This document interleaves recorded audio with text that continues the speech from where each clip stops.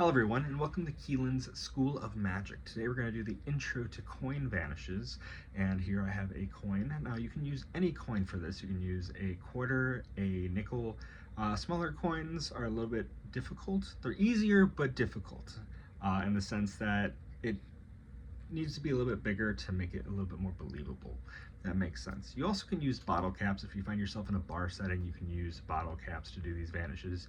But I'm going to teach you a few vanishes and a few things that you can do to better yourself when I am not here to help you. So the first one we're going to get into is called a French drop. So you're going to take your coin, whatever you're using, and you're going to put it in your fingertips just like this.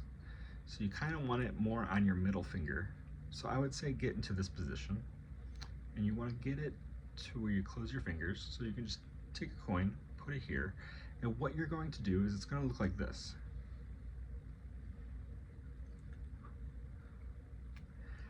All you're doing is essentially what the name is. It's called a French drop, and you're going to drop that coin into your hand as you're grabbing.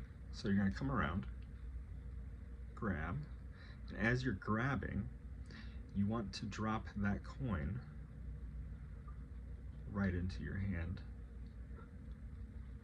Now the thing about this is that you have to believe what you are doing. You can't just,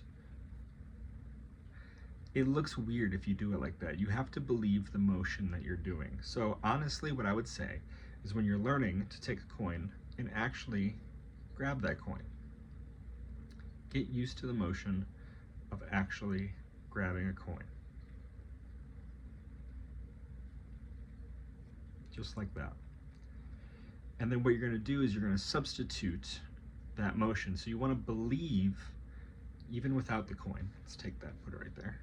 Even without the coin, you want to believe that it's in this hand all the time. Always have that belief. Grab, you can pantomime even that motion. So you believe it's here to vanish. So let's grab it again. Grab. And you want to drop this hand when you get the opportunity. So here, and what I'll do to drop this hand naturally is you want to put this in a finger palm. So when it drops into your hand, it's essentially going to be right there against the padding of your skin. So when you get it to here, you kind of want to curl a finger into it, that way it doesn't fall. You can just drop this hand and bring your attention here. And that's part of the believability. You want to look here and focus so you can get this out the way and vanish. There's going to be more that I'm going to show you later on that's going to be how do you get rid of this coin without anybody noticing, or how do you show both hands. But for now, we're just going to get to the nitty-gritty of getting here. So that is the French drop. The best way I can say to practice this is to grab a camera just like I am now, look in the camera, and just practice it to yourself. Or stand in the mirror. The mirror is always the best. That's how I learned. Just stand in a mirror, get used to right in the mirror. And do it several times. Don't just, if you get it once, don't go out and perform it. Sit down and actually get used to the motions and get used to not performing it in front of anything. Get used to how this muscle memory feels to make this vanish. I also just did a magic consulting job for an Amazon TV show, and we had to modify the French drop. And instead of doing it in this way, we had to do it like this. And it's the same way. You're going to take it, you just drop it like this. Now, I would say it does work better with a quarter when you do it like that. I am a lot comfortable with this. So here. The other one I'm going to show you is a favorite of mine. This was something I used to do a lot when I was younger, and it was a pinch vanish. Now, the pinch vanish is going to be in these fingertips versus these fingertips. So I am right-handed.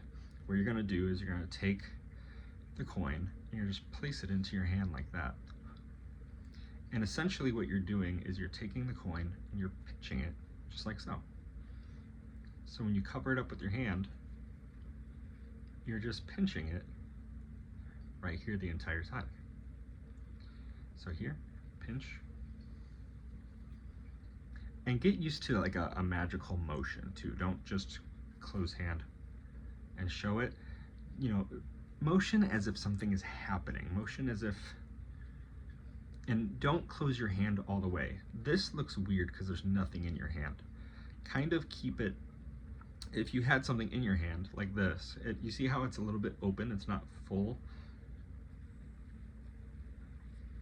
You know, get used to that motion. You know, take a coin, close it around your hand, and get how that feels.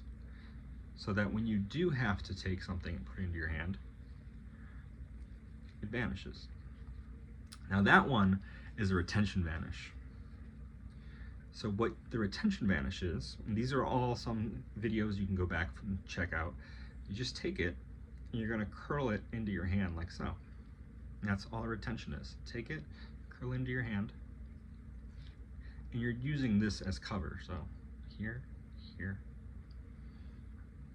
here, here, here. And I mean, it depends on where you want the angling too. I like it because it's free to go back and forth. So that is the retention. Simple. And those are 3 vanishes that I feel like you can hold on to right now and to perfect. The thing about magic, I feel, that people kind of oversee is magic is supposed to be simple. Magic's supposed to be something that is not too movie. You want something that is easy for you to perform, that you don't have to think about when you perform. So whether it is the French drop, which is easy for you to get rid of, the retention, or the pinch, whichever one you feel comfortable doing, that's the one you should do. So again, those are the 3 vanishes I feel that you should have in your repertoire right now. And if you have any comments, please let me know on the page. I would definitely love to know any thoughts or concerns you may have. Again, these are some things that are basic, simple, easy, and again, don't just look at it as it's a simple trick. Look at it as these are motions that can take you other places. These are going to be the building blocks and fundamentals of your magic that you can use going forward with anything if you learn more magic. So I'm going to do more tutorials, more ways for you to learn magic, fool your friends, fool anybody at a bar, impress a date, impress your family, anything like that. But this is the basics, this is where it starts. And in the next chapter, we might get into cards or more coins. So I will see you next time. Thank you for watching.